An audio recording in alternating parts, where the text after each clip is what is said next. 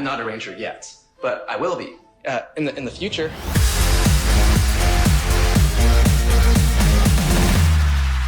Once a ranger, Always a ranger.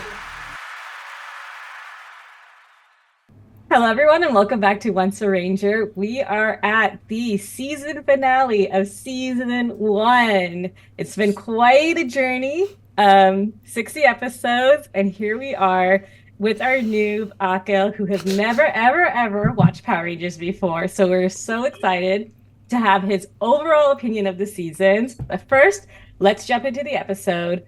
Basic overview. This is an Angela and Zach episode. Zach tries to take Angela on a date and it doesn't go so well.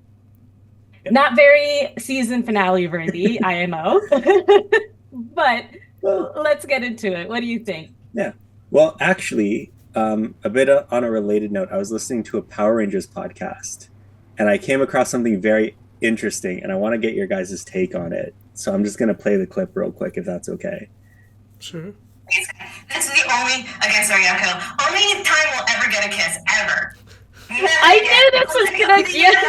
I have almost kisses because the Power Rangers is way too. I knew this was gonna come up. Okay, and I wrote this in my notes. I was like, my memory was incorrect, and if you see my notes, I wrote they kissed like 5 times. Yeah. Thank you for playing that clip. We've seen the evidence. We've seen the evidence. We've seen the evidence. They kiss again. They did. Second Power Ranger kiss. Second Power Ranger kiss in history. Let's see if there. And we have to make counts now. We have to make a count every time there is. But you know what's interesting is no one else has acknowledged this kiss either that I've seen, which is like, so it's clearly a forgotten kiss. It's not just like just us being clueless. It's clearly like something that people just have not like remembered. So it's because I've seen other people talk about like only being one kiss, you know, in Power Rangers. So I was like, and then when I saw that too, I was like, oh wow, I didn't remember this at all. Yeah, like I've had the one kiss conversation with a lot of Ranger fans, and never once has it been contested. Yeah. Never once. Yeah. So this kiss, season finale kiss, forgotten kiss. It was so funny. Like I actually like screamed. I was like, "Oh my god, there's another kiss!" Yeah. This is the beauty of rewatching every episode. You find the hidden gems. Yes. And it's a very well-deserved kiss. I think Zach has been trying for a long time to just get on Angela's good side. 60 episodes. And she finally came along. So yeah, 60 episodes. Yeah, I love that. I love when there's a payoff. Unlike Jen, you know, when there's no payoff and no kiss. I'm glad we did get to have a kiss because, you know, I was watching this episode and we're in the middle and they almost kiss and I was like, here we are with the almost kisses. So I was like shook when they actually kissed at the end. But I wonder at what point they decided to make the no kiss rule. I wonder what made them decide that because it's like purposeful now. Yeah. Oh, okay. Right. They do a lot of almost kisses. They do a lot of teases. And so they know it. I mean, for a long time now, they've known. I think, I know it was really popular in season 1, but I think once they just like realized how popular it is and want to quote unquote have it geared towards kids, as if like kids don't see kissing or aren't allowed to see kissing. It is a weird concept, but I think that's when they just realized or decided that they're just not going to do it ever again. Yeah, but it's weird because I would argue Cosmic Fury, Dino Fury, and the Once a Ranger series, the Once a Ranger like standoff, was not catered toward kids. I would argue that those are not kid television show, and they had an almost kiss. Right. They had an almost kiss, and I think maybe at this point it's just a joke. Maybe I do think they view it as somehow like overtly sexual, you know, because like if you look at other things they've done, to your point of not only with Dino Fury, Cosmic Fury, and Once and Always, but like RPM is a very dark season, right? Even other seasons have dark elements. I mean, you know, a ranger dies in certain seasons and stuff like that. So like, it's not like they're afraid of mature themes, but it's something about kissing, which is, I guess, sexual. So they're just like, I don't know. Like, we could have death and destruction, but like, kissing is just too much, apparently. I don't know. So I wonder if it's something It's the related to liberal like the agenda they want to studios. avoid. Yeah. Or even like the TV rating system. Because I know for movies, like sexual content is rated a lot harsher than violence. True. So it might be something similar for the TV show. Like, oh sure, your kid's TV show can have people dying, but they can't have people kissing. Yeah, maybe. You know what? That actually is a good point. Yeah. Still hilarious though. Because even with It language, is, right? it is. Like, you know, Yeah. both you know, I'm sure, like, you can only, if it's PG-13, you can only have one F-bomb. Otherwise, then it has to be rated R just because of, maybe not one, but there's like a limited amount of like, you know, language that you can use before it goes to It's rated R. one, but you can't use it in a sexual way. Interesting. Yeah. So if you use it just as an expletive, then it's PG-13. But if you use it to describe the action, then it's R. Huh. Yeah. Okay, so yeah, well, that is our answer, I guess. Yes. That's why there are no more kisses in Power Rangers. Yeah, because season except for the one one. that we will inevitably find. Yeah, well, we'll see. Because I'm curious about season 2. Because I know in Zeo they don't. Okay. And that's like 3 seasons from now. But Yeah. I'm curious in season 2 and season 3 if they do, because there are some relationships that happen. Mhm. And I don't remember. I don't remember either. I don't want to make any more definitive statements. I know, right? Apparently we are wrong. Which is going to be the title of this episode, by the way. Yeah. We were wrong. There was a kiss. I'm not harping on it to make you guys feel bad or like that you were wrong or anything. Because you're plugged into these fan communities. You've like seen the discourse, seen the fan fiction. So the fact that it slipped by you guys is indicative of like the entire community. That's not a you guys thing. Yeah. Well, that's what's so fascinating, again, is like nobody has brought this kiss up that I've heard talk about it. Everybody I've talked to is at the same feeling of like, yeah, why don't they just let them kiss? And I'm like, yeah, there's only been one, and everybody just agrees, and apparently it's a Mandela effect that we've all been living in for the past 30 years. I know you were saying, Minhas, it's not really a finale episode, and I agree, but I was more, I guess I had low expectations, so I got more out of it than I was expecting. Like the fact that it was a Zack-focused episode, and then, you know, Tommy gave him the shield, and we got to see him in the shield, and then the Zord went underwater, and just like there's like these different things that you hadn't really seen before, and so it was not like the level of this like epic, you know, finale, but it still felt like a quality episode. Oh, I thoroughly enjoyed this episode. I actually enjoyed this episode a lot. Not just for like Zach and Angela. I think everybody here is very pro Zach and Angela. Those episodes are always really, really fun. And I agree, that underwater battle, honestly, visually was so satisfying to watch. Just like these like bubbles coming out of like the floor and just like this like blue background. Honestly, I'm like, this is my favorite thing. Like, honestly, it's so colorful compared to like just these gray buildings and whatnot. True. It was visually a very pleasing fight scene, like one of my favorites. I also love that they kind of acknowledge that the Dragon Zord is made for underwater. Right. Whoa, kind of. Like they acknowledge that and they announce it, and then immediately they leave the water. Well, it was strong enough to punt the oyster onto land. I think that the Megazord, which has a myriad of weaknesses that we'll find out that could be exploited, that Rita doesn't exploit, is not equipped to fight underwater. Got it. Right. So it's not equipped to punt it out of the water. So I think like the Ian Zordon even says we have to make sure that it's that monster, that oyster monster, stays on land. Not my favorite looking monster, by the way. It definitely looked weird. In the episode with the kiss, they had this monster. They were just trying everything. Yeah, it was the oyster monster. Yeah. So let's go through this episode, and then let's go through Akil, I want your overall thoughts of the season and favorite Yes. monsters and favorite moments. Like Nev and I will also go through that. Yeah, But of course. yeah, let's break down this Um, season, this episode. So, okay, this is the first time we see Bulk and Skull get hired for a job, which is actually going to be a recurring thing that happens. They Yeah, like try yeah. out a bunch of careers and whatnot, and I like this. I like this setup of Bulk and Skull because now they're not the butt of the joke because they are bad. They're like more of just kind of um, just hilarious. They're actually good at playing their instruments. They got the job, and at the end, when they're not singing, they clearly know how to play their instruments. Mhm. Kimberly unprovokedly is mean to them. Like they're just playing their music, and she shows up and is like, "Ha ha, what are you doing?" But Yeah. I made a note that if anyone is allowed to do that, it's Kimberly at this point. Mhm. Like, you know what, Kimberly, you get a free pass to be mean to Skull for the rest of your life. Just saying, you can do it. It's fine. Yeah, but this is like what we've been talking, or what you've mostly been talking about Bulk and Skull this whole time, is that they come in second place all the time.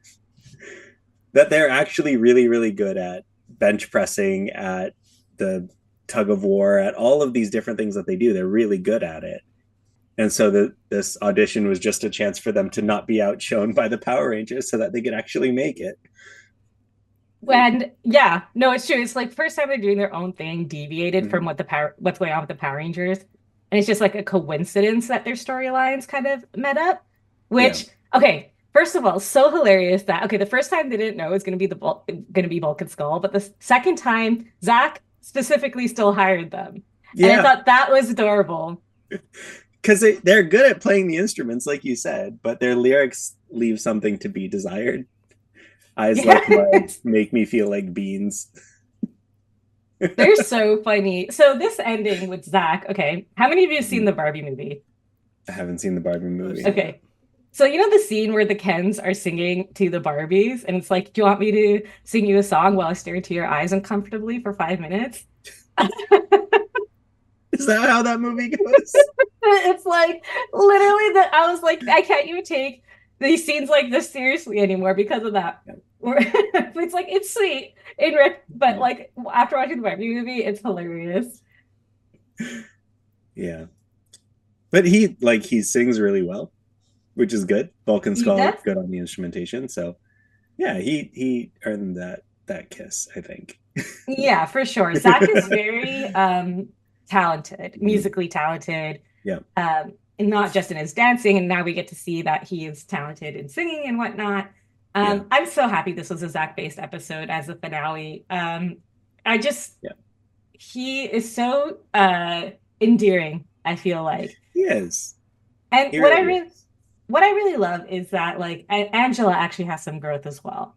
Yes. Yeah. So she realizes that she doesn't need fancy things to like Zach. She can just like Zach the way he is with his cheap flowers, which is a really nice message and not something that we get a lot from Power Rangers. Because normally it's like there's a problem and then you solve the problem. There's a problem, then you solve the problem. Whereas this is there's a problem, but then you kind of subvert the problem and get the happy ending anyway. And I'll go into this a little bit later when we talk about the season as a whole. But I really like it when Power Rangers sort of subverts the problem instead of just straight solving it with the power of believing in yourself. Like it's supposed to do. Yeah. Yeah. No, I totally agree. Yeah. This monster, episode is so funny. So Zach goes to the park and there's a creepy man there, and he Yes. pulls out his jacket. Mhm. Zach, Typical why are 90s you? pop I culture. know. Zach, Yeah. why are you like so unfazed by like so into talking to this man and like buying his stuff? Like Zach, you should know better. So shady. And of course, it's a putty in disguise. First of all, these putties are my favorite. Yes. Like, especially the ones that are in disguise. Like, they must be living, right? They get to do their little creative side projects. And this one scored with money. He got some money out of it. This one scored with the creativity because he created this whole backstory for this character that he's playing, and he got to collect not just the earrings that he got, but also like the little watches and the necklaces and stuff. So he had a ball with that performance. Yeah. And then he He's just like, kind of whoops away. yeah. Literally so funny. This is my favorite. This one is my favorite putty. Hmm. Him and second to that old lady who like also whooped away Oh, in the pig episode. yeah. My second is the clown putties. Yeah, the Mm. clown putties were pretty funny too. Yeah. And then yeah, putties when putties have personalities, it's my favorite thing. Like Mhm. it's kind of like in Star Wars when they started giving those like those androids those Roger droids personalities. They do You know that you know how that happened? It wasn't there always, and then one day they're kind of like snarky and hilarious. Yeah, yeah. That's what it reminds me of. Hmm. Yeah, a little bit. But also it like kind of makes you think, okay, what are these putties when they're in putty form? Because they're like thinking, they're articulate, they're creative, they're coming up with all these characters to play, and then they just kind of whoop, whoop, whoop, whoop, whoop, whoop. Yeah, it's weird. And they can be turned back into clay because Oh, they can. number six was turned back into clay. Oh yeah, I missed that. Yeah. Okay, yeah. So yeah, gotta feel bad for these putties. But they get to have fun. I think all of Rita's little friends, the putties, the monsters. Well, the monsters are hungry all the time, but like Squat and Babu and Goldar, they're all having fun. They're all enjoying Yeah, their work. that's true. It's because Rita's a good boss. So season Mhm. two is gonna be, and I'm interested in hearing how you feel about season two and Rita Okay. in season two, Yeah. because she gets things happen to Rita. Um, just the vagueness. Yeah. Things happen to Rita. It's gonna be, and it's kicks right off. I was taking a quick look, scrolling through the episode names, and it kicks off Yeah. right away. Season two is jam packed. It's still like over 50 episodes, but Yeah. so much more is going on than what's going on in Mhm. season one. Yeah. I'm really, really excited for season two. Yeah. But let's talk about the fight scene. Yep. We have the classic backwards monster jump. Hmm. Um, it's a Zach and Tommy fight Yes. specifically, which is not something we see usually. Zach gets uh, attacked with some slime, right? And Hmm. he's like, Zordon never told me about this. And I'm like, yeah, Zordon. Well, yeah, why didn't you tell him about this? Because Zordon Where only tells you about stuff after it happens. We know this. and then he goes, Tommy, don't touch me. And Tommy continues to touch him. Yeah. And then Same Tommy's thing like, that Kimberly did to Jason in the Flea episode. yeah, literally. Tommy gives Zach the shield. Yeah. Zach starts fighting. Tommy gets annihilated. Um, Yeah. Zach goes to back to the date area and is Hmm. like, I left him at the beach. He's like, he's fine. I left him at the beach. What do you mean? Is he okay? Like, what do you mean he's fine? Yeah. I did not understand that sequence of events because, sure, Tommy gives him the shield to heal. Then Tommy gets hit. We already know Tommy's at like not full power. Zordon gives him the chance to opt out of this fight, even. So when he gets hit, why doesn't Zach just give him back the shield and then run? Like, here, heal, and then I'll go get help. Yeah, literally. And Tommy was used as a human shield. Not only did he Yeah. give Zach his shield, Tommy literally jumps in front of the line of fire. Hmm. Tommy's a Dumb real Tommy. one. Yeah, not Tommy. He's a real one. Okay, like sometimes you gotta give him credit where credit is due. Okay. Um, yeah, Yeah. it, he is definitely not at full power. I definitely thought this fight scene was interesting. Hmm. Um, it's like the other three, the trio, Jason, Billy, and Trini, they didn't have Hmm. a lot to do, which usually it's not when the focus on someone else. Yep. But it was kind of weird how they were like placed in. It felt a little awkward, like choppy, like they kind of like were shoehorned in. Like you're Yeah. just walking in the park and Jason's like, "What's that?" And there's like it just like out of nowhere. Usually you see the putties first, and then there's like some Yeah. sort of smooth sequence. It just like it was so Yeah. awkward. Yeah. This episode did that a couple times as well. Like that scene where they just sort of jumped into the action during the Megazord. There was no Megazord transformation scene. Usually those are like 2 minutes long. So I think this episode was just so packed full of new and exciting things that they didn't transition between them. They just went boom, boom, boom, boom, boom. Yeah, it was like, and then this happened, and then this happened, and then this Yeah. happened, and this happened. Yeah, Yeah, which is there was good. It all paid off, I think. Oh yeah, definitely. There's definitely Yeah. a lot going on in this episode. Hmm. Yeah, and then the underwater fight scene, which is something that we haven't seen before. I don't know if we'll see it again. I was so confused as to how they filmed it because the YouTube quality is not that great. So it looks like they just put like a fish tank in front of the camera and bubbles and like plants and stuff in the fish tank and then film through it. That's literally what it looks like. Oh, you know what? That actually makes more sense because Yeah. I didn't really think too much of it. I'm like, did they make a whole set?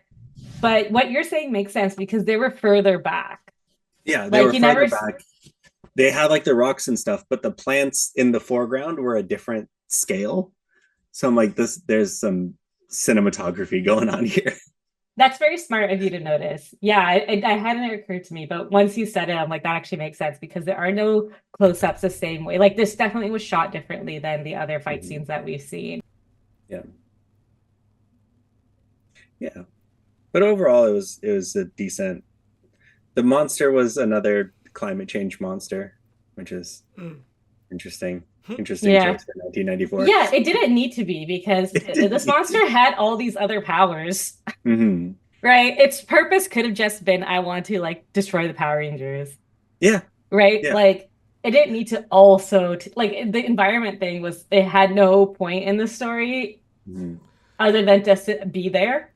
He doesn't Yeah. even try to destroy the ocean life. Yeah, it is interesting how they often give these monsters this extra backstory that doesn't really play into. It's like, oh, they're gonna. I forgot what they said the monsters are gonna do.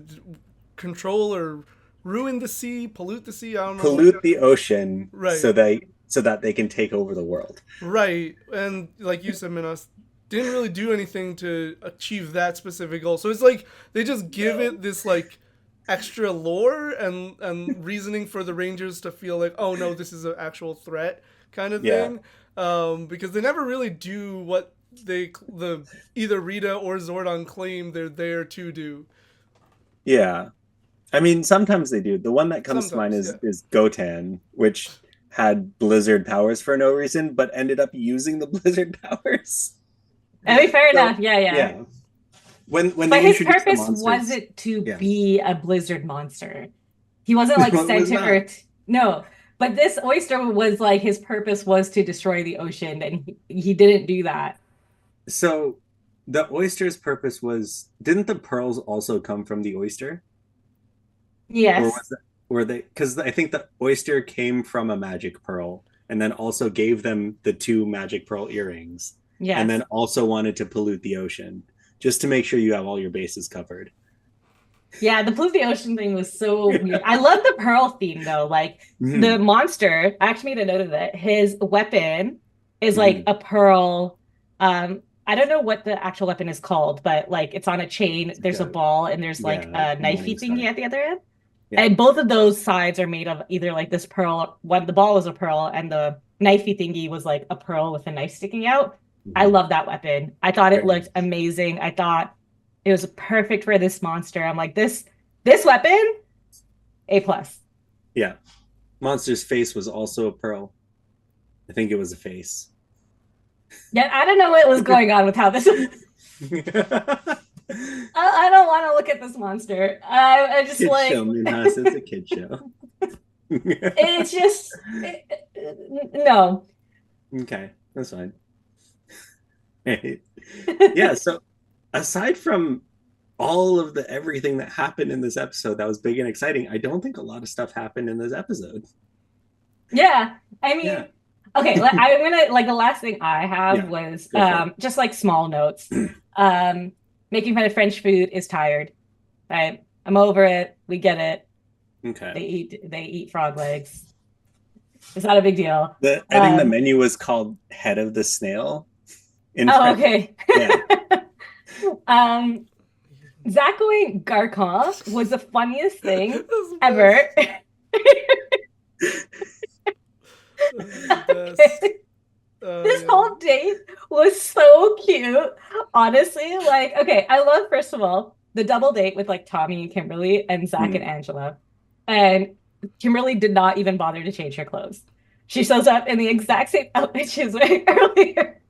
That's how little she cares about what's going on. Tommy shows up in this adorable, like, oversized suit. I think was like, we call it the Shere Khan suit. It was like a 90s kind of a vibe, but to me, that's always the Shere Khan suit. And Zach is wearing a adorable kind of like sweater, not a sweater vest, like a vest thing. It looks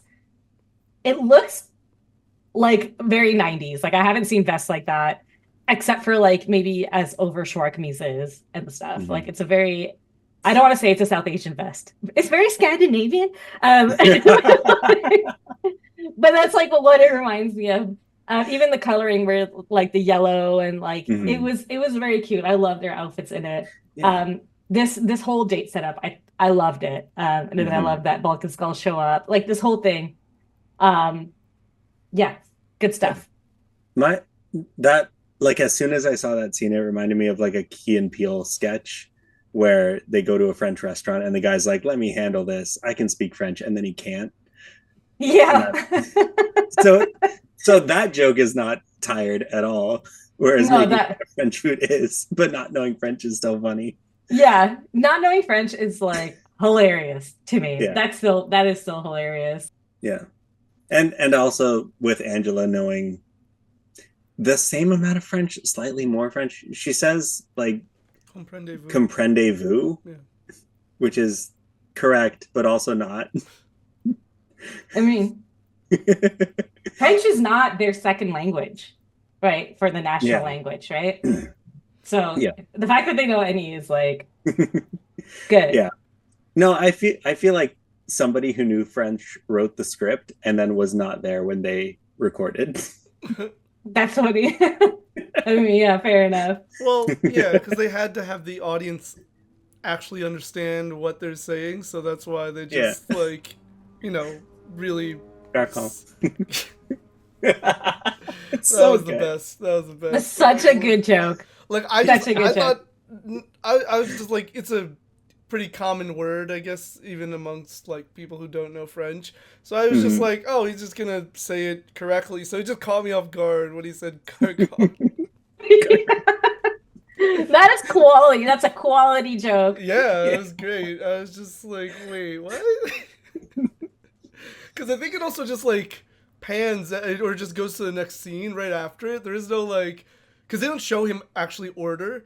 So I'm assuming he struggled to order. So it was just like funny because it was just, he says it and then just, a wipe to the next scene. And he's just like, oh, okay, yeah. His subtitles are just really kill it with the jokes. So good. Yeah. Really good timing on that one. Yeah.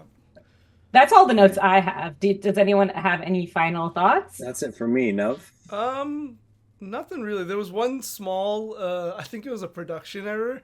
When Jason, I think they got free and Zach came back. So they went to like Morph or whatever. And there was like something on screen that I don't think was supposed to be. It was at the top of the screen. I'll put it on screen what I saw. But it was just like this little line. And I was like, I think there's something like hanging that's in front of the lens that's not supposed to be there. It's just like, no, it wasn't. No. It was, I don't know what it was, but I was just like, because I tried to wipe it off my screen because I thought it was just like but then I went back and forth in the different shots. I was like, it's just there for that one shot. That's so weird. Yeah, it's a fun little thing. I'll throw it up on screen. Fun little thing. Yeah, love to see it. Yeah, it's funny when you see little stuff like that. Like when everyone was frozen, they did the like rotoscoping to have the faces and stuff a different color, but when throughout of it, like you can see it kind of wasn't like always done properly. Yeah, right. And it wasn't the people consistent. were moving too, so it didn't help. Yeah. So funny. Good stuff though. Like it's the fact that they had everyone stay frozen while they shot it. Like actually I was listening to an interview with one of the, I think it was even Bulk and Skull or one of the Rangers, and they were talking about like they had to be frozen for so much because a lot of the transitions required them to like not move. So like whenever the putties show up out of nowhere, they would have to stay frozen, and then the putties would show up and whatever. So like a lot of the show was just them being frozen. So the actors, not the characters. So that's just like a fun little production tidbit. That's another like 90s Bollywood thing of like freezing and having something appear or disappear. That happens way too much in 90s Bollywood. Yeah. Yeah. But I was watching Paheli the other day, and they also had like moments where things like it appeared and disappeared. It was funny. It was just like a funny thing that it's just to know. It's like playing your footage in reverse. It's just like a fun little thing that you can do to lighten. Yeah. Well, okay, let's talk about the overall of season 1. Akil, give us your impression. Season 1, what a wild ride. I mean, all of you watching and listening at home have been along for the ride. So yeah, I don't know why, but I never, I guess, considered watching Power Rangers growing up. I don't know if it's because I didn't have the channel or anything. My friends never talked about it or anything. So I never thought about it at all until I started this podcast.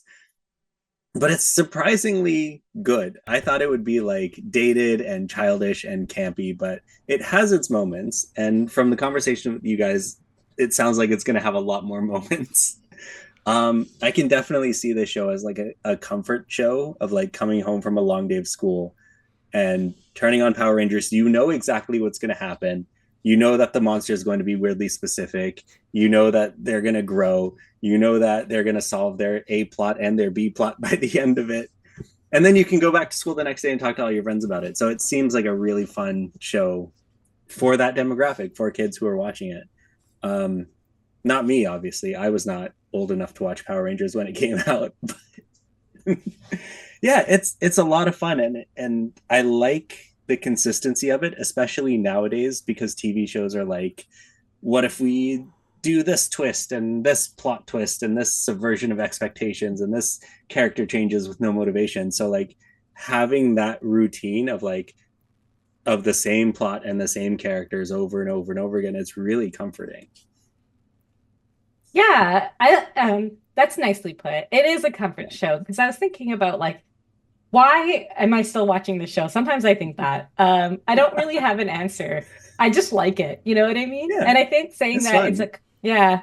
I think saying that it's a comfort show is really like a good way to put that into words. Mm-hmm. But all that is up in the air now. We're not comfortable anymore because we don't know what's going to happen with Power Rangers. But yeah, for a long time, it was, even as each season started to like change and be like closed seasons, there was still this kind of familiarity with them. Even when you're getting to know the new Rangers that are coming, the new kind of backstory and whatnot, there definitely was a familiarity. Yeah, and from what it sounds like, even though like the characters are different, the personalities are different, it's still like fitting into those sort of archetypal characters. So you're not completely off guard when they change the Rangers to someone else. You still like have a bit of an expectation of what you're getting into. That's what it sounds like. You can correct me if I'm wrong. You will know soon enough what it's like. I'll find out next episode. next episode. No. Next season is when we get the Ranger. We get a Ranger change. It's not too spoiler. Season two. So yeah, our next episode, I'll find out. Yeah. No, it's like it's later on. Okay. Yeah. But you can let us know if it's like how you feel about it and stuff, because they're going through it the first time as a child was interesting, because it's not like how it is now where like we expect the Rangers to change that was like the first time it happened. And it was definitely jarring. So we'll see how you feel about it. Yeah. I'm down to see. What was your favorite episode? Your favorite monster? It doesn't have to be the same in the episode. And your current favorite character? Okay. That's a lot. I don't know if I have a favorite episode. I think they're all, I mean, they follow mostly the same structure. But I think my favorite, can I say like my favorite type of episode? Yeah, I yeah. think I mentioned it earlier in this episode, actually. My favorite type is when they sort of subvert the tropes. And I know I just complained that Power Rangers doesn't subvert the tropes, but sometimes it does, and I like it. I think I've complained on this show for like the Crystal of Nightmares and the Island of Illusions, where they get this like deep psychological thing, and like the only way to overcome it is to build confidence in yourself and to build trust in your team. But then they overcome it by destroying the magic rock. And I find those episodes a little bit disappointing. But episodes like the one that we talked about today, where Zach and Angela both start off with this idea like, oh, I need to be expressive and buy expensive things and go to a fancy restaurant to get Angela to like me. And then by the end of it, they both learn actually you don't need all of that. Those are the types of episodes that I like. Um, Trini's Mantis episode was another example of that. I think High Five, one of the first episodes that we watched, was also an example of that, where Yeah, they for actually sure. learn and grow. Yeah, for sure. Yeah. My favorite episodes this season, I think, are the ones where I think it is the one where they all had nightmares, even though it Mhm. sucks that like they didn't learn and grow. I love It's a the great episode yeah, otherwise. yeah. I love that episode. I this is just off the top of my head. Like if you tell Mhm. tell me other episodes, be like, that also is my favorite because there's like a lot of episodes in season one that I love. Yeah. But at the top of my head, that episode really sticks out for me because like first of all, the Bulk and Skull Burger Zord.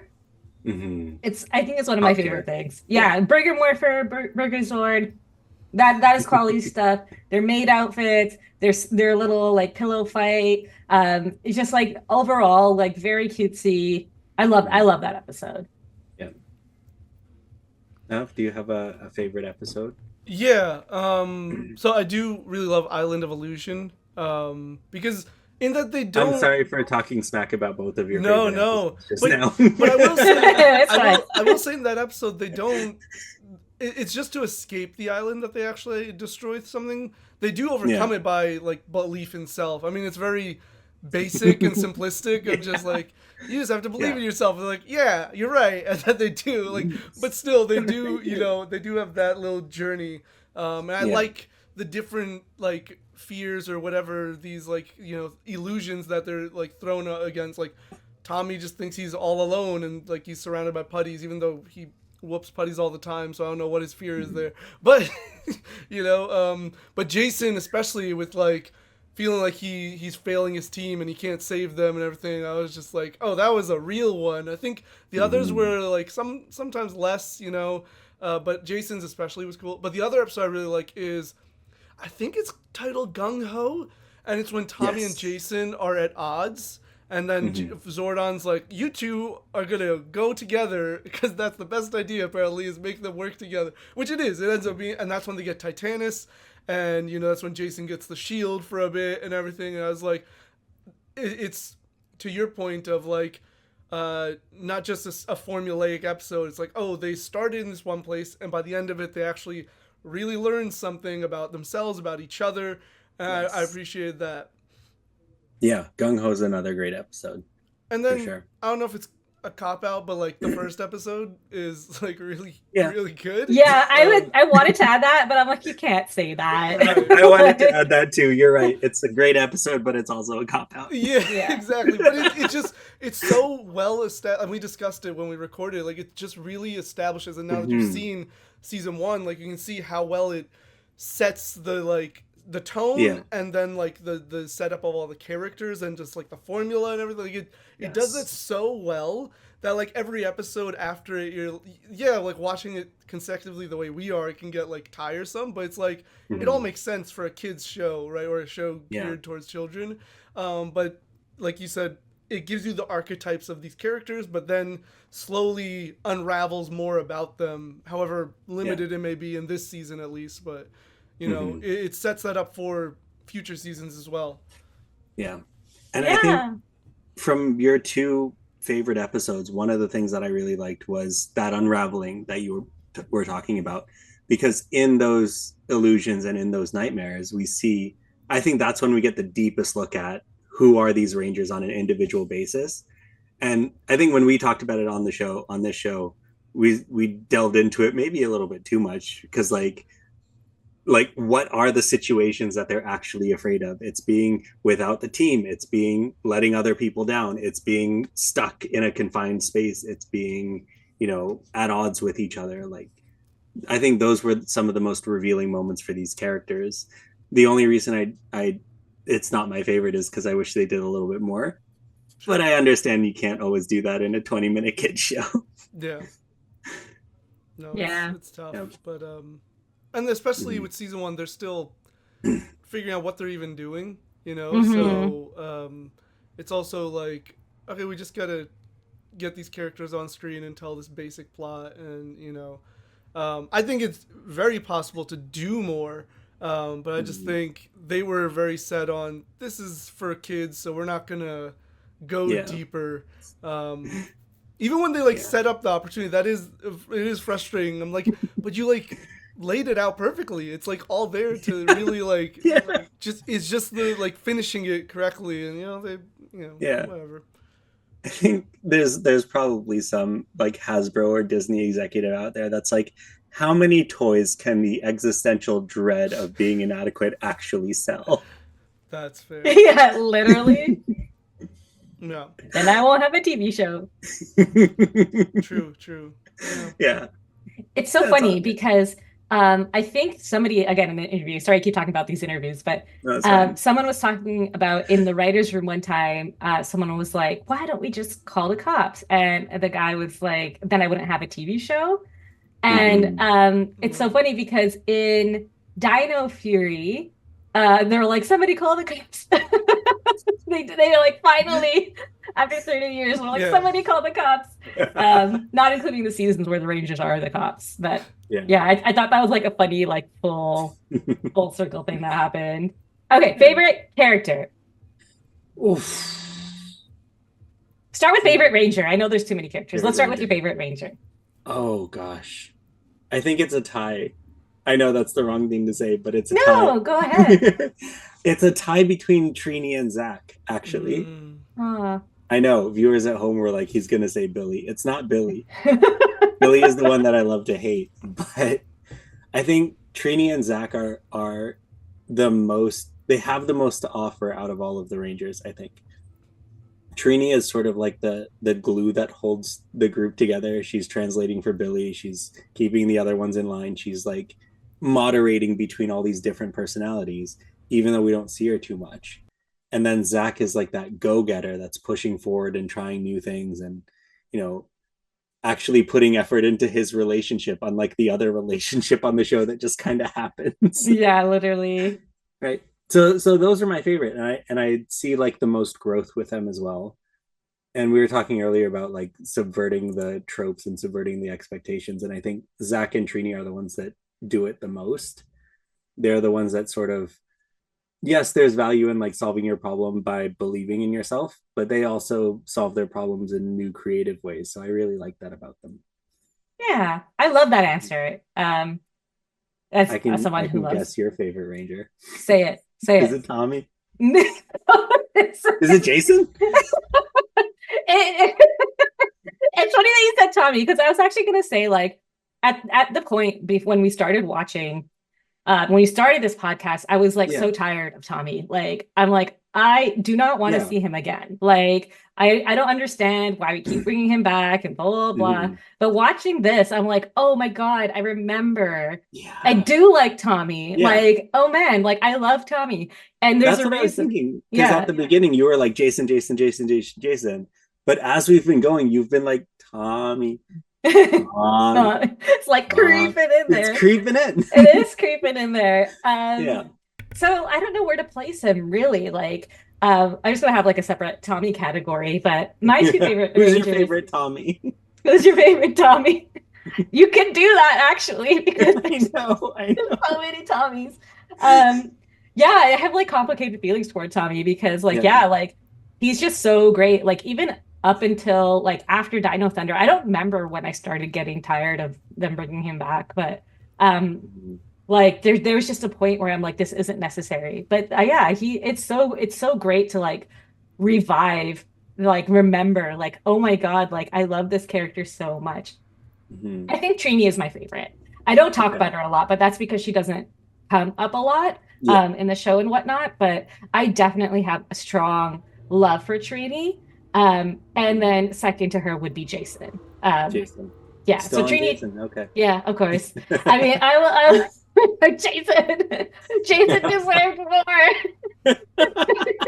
You can't have there, and then I'm gonna like up until even in season 2, you're gonna hear it a lot about me being Mhm. like Jason deserved more. Um, I just like I'm so passionate about like Jason deserved more. But I think like in their hearts, Trini, Jason, Zach, and Billy like really like are so powerful in terms of what they offer emotionally, Mhm. like emotionally to the team. Yeah. Like Trini is heart, Zach is like I feel like friendship, Billy is like not just intelligence but determination, and Jason Mhm. is like bravery and leadership, you know?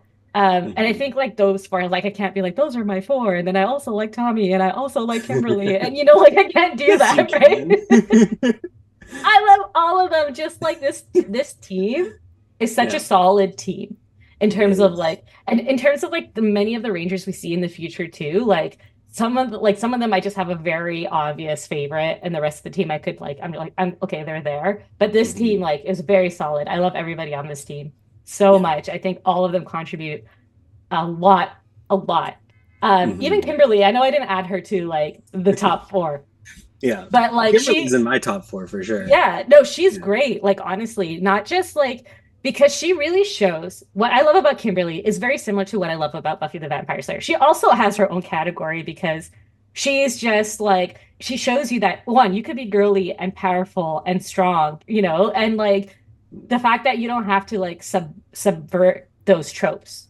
Yeah. Like you don't have to subvert being like a girly girl if you want to be like a warrior. And I love that about Kimberly. And Kimberly is she's so funny. I think she's hilarious, right? Like Yeah. I just like just the way she is with everyone. Like Mhm. honestly, yeah, I love her. I think she's hilarious.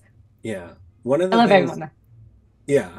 But one of the things that we don't talk about Kimberly is when they get into their Zords, Kimberly always says something new and something completely out of left field. I don't think we've ever talked about that, but I love that she does that. Mm. Yeah. She's so great. Yeah. Man, I miss Kimberly. I don't know. It's just like Don't say that. Does that mean yeah, Kimberly's going away? she doesn't die. Well, I know I she's in the 2017 movie, but yeah, you know, I just meant like the Mighty Morphin era was an era. Like I Mhm. miss all of them. I feel like rewatching the season has been so cathartic. Yeah. I'm so glad we decided to do this. I don't know if you feel the same way, Nev. Um, well, how do you feel about it? Rewatching this season. I mean, yeah, I always love Power Rangers. It's literally like the first fandom I've been a part of. First thing, you know, I told you all in the beginning what it means to me. You know, being in the hospital and watching it and everything. So like, it has a very special place in my heart. So I never have an issue watching it again, and like watching it through this lens of like actually discussing the episodes has been really fascinating because it's just like there's so much about it. If I'm being like super, especially as someone who studied film and television, I'm being like super critical. I could say like so much about it is really bad, but it doesn't change the charm of it. It doesn't take away any of the charm or like the joy that it brings. Right? Mhm. I don't care that it's very cheesy and campy and like there's a lot of production mishaps. I don't care. None of that matters compared to the fact that like is these teenagers who are like literally the best people in the world, you know, and they just strive to keep being good and like it's such a good message, you know, Mhm. and it's just fun. Like the characters really, you know, I think we talked about this early on too to like kind of give a kill an idea going in. It's like yeah, the stories may not be there, but the characters are always just like so. Uh, what's the word I'm looking for? They're Stand like out, endearing. Oh, endearing, and stand out. Like they're so prominent in who they are as personalities. Like yeah, Billy says a lot of weird things that don't make sense, but sound sciencey and like intelligent. But that's the fun of him. Like it's just he's this quirky, intelligent guy. You know, Mhm. Zach is always doing something creative and cool and things, and it's just like Jason's always, he's a himbo, but like that's the point. He's just this like buff dude who just also has a lot of love for his friends and people in general. And like, so it's just, they're so endearing. That is the right word. So yeah, I mean, this has been a lot of fun, and like I'm excited to get into more where like, even though it'll still take some time, because I know season 2 and 3, there's some more story, but still a lot of formula. But like, I'm excited to just continue like revisiting these characters and like seeing what. And I love that I just love having people to talk about it with. Yeah. Like just coming here and knowing for a fact that I could talk about Power Rangers. I remember once I was in university and one of my friends, I sat down with me and I talked about Power Rangers. I think it was literally for more than an hour. And he listened. He does not care about Power Rangers, and he listened to me. And I thought that was so nice. And like, honestly, ever since that moment, I'll listen to anyone about anyone's passions, even if I know nothing about it, even if I don't care about it, because that friend did that for me. And I love that. But I'm glad I could talk about it with people who are also equally as passionate about it.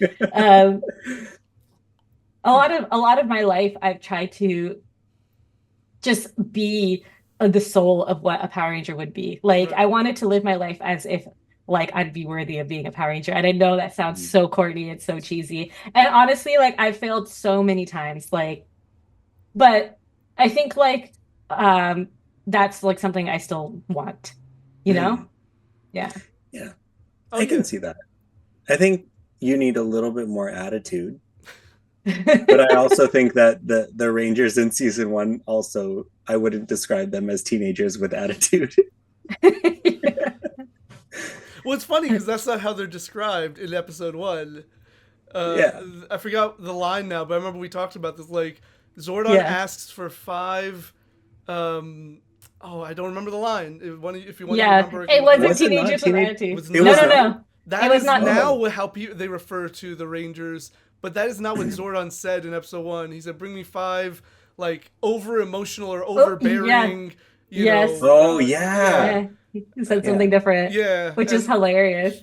Yeah, but also equally not as descriptive. Yes, of course. But like, still, like, it's funny that that somehow became the like tagline for Power Rangers is teenagers with attitude, because I don't know if that's actually ever said in the show. I feel like I've heard it. They do. They say it in the Alpha says it. Not in the show. They only say it in the recaps. Like, recruit a team with teenagers with attitude, but they never say it in the actual show itself. Yeah. That's so weird. So the theme song says it, but like they never say it in the show. Yeah. So, dang. But I'm duped again. Another Mandela effect. Bamboozled. I know. They've been tricking us. They've been tricking us. Well, no, you're the only one I think who hasn't told us your favorite Rangers of the season. Yeah. Let's do that. Actually, the answer is the same as yours. Nice. Very much. Yeah, as yours, Minas. Very much always a Jason fan. Forever, Jason fan. Love his like commitment to like his friends, as I mentioned like a minute ago. It's sometimes really subtle, but the way he does it, I just think, and I said this in a video I made talking about my 5 favorite or top 5 Red Rangers, of just like Jason's the blueprint for a Red Ranger, right? And it's because of like the way he leads, like even the fact that sometimes he gets into conflict with Tommy, but like overall he's still just kind of like steps aside and lets Tommy kind of be the star, and I'm just like, that is kind of the role of a leader in a way. The role of a leader isn't to just be like, hey, I'm the one who always does things. And no, it's recognizing where people's strengths are and where they belong on the team, in the situation, And so, like, even the episode I mentioned, the Gung Ho episode, I forgot what he said. He said, like, I'm better with a sword or a blaster, but you're faster, so you can run up. So let me distract Titanus while you go. And I'm just like, see, like, that's a leader. They know who's best suited for what.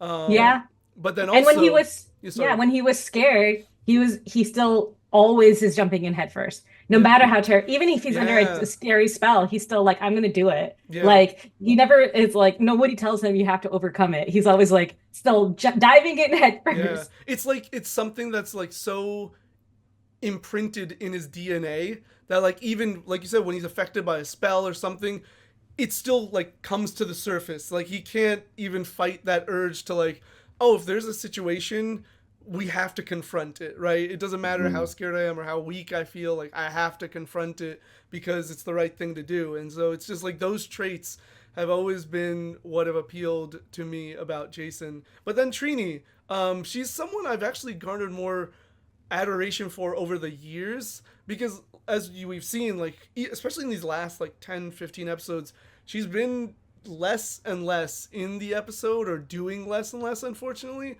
but still somehow like fits in, you know, and like does something to like to help the team. Like she was with Zach when they were what were they even doing?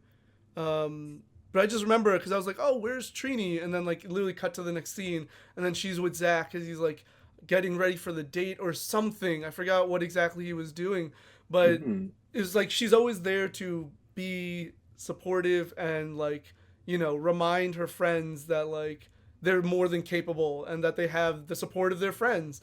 And so I forgot if it was, I think Akil, you described her as the glue, and it's just it's an apt description of her, and like I didn't notice it when I was a kid because I was more focused on like the giant robots and the fighting and stuff. But then as I've watched it, as I've gotten older, I was like, oh shoot, this is such an important character to the team, and also then as like representation, as the only Asian character in the series for some time. Like, oh no, well, you know, actually until season 2, but just like for a show in the 90s, like the diversity, we talked about that too, was just like to have a character that is that like vital to the team in her own way, I think is important. For sure. Yeah, I like that Trini was in our top 3. I love that all 3 of us have Trini, and we just have like another one. We have to have like a second one. I'm actually surprised, Akil, that you're surprised that I said Jason. I feel like I've never faltered with Jason. I feel like not even once was I was like faltering with my love for Jason. No, you've always been on Team Jason, but I thought like I was getting the vibe that Tommy was creeping in there. So maybe it's just recency bias. Right. Yeah, no, it was. I'm definitely like, that is more of like, I'm repeating myself, just like, oh, I forgot that I actually do like Tommy. I'm pretty excited to see how I feel about him continually. Especially you might get sick of him again. I don't think so. Like, I'm starting to remember, like all the way up until like Turbo, even like I was pretty sad. Like when we kind of finally switched into the new Rangers, when we started going into the new Rangers every season, I was pretty sad when Tommy left. But and then I was really excited when he was in Dino Thunder. So like I'm more interested to see in the point where I actually get tired of him. We'll see. But what I think we should do now that we finished season 1, the next episode I think should be us watching the pilot before we head to season 2, the unaired pilot.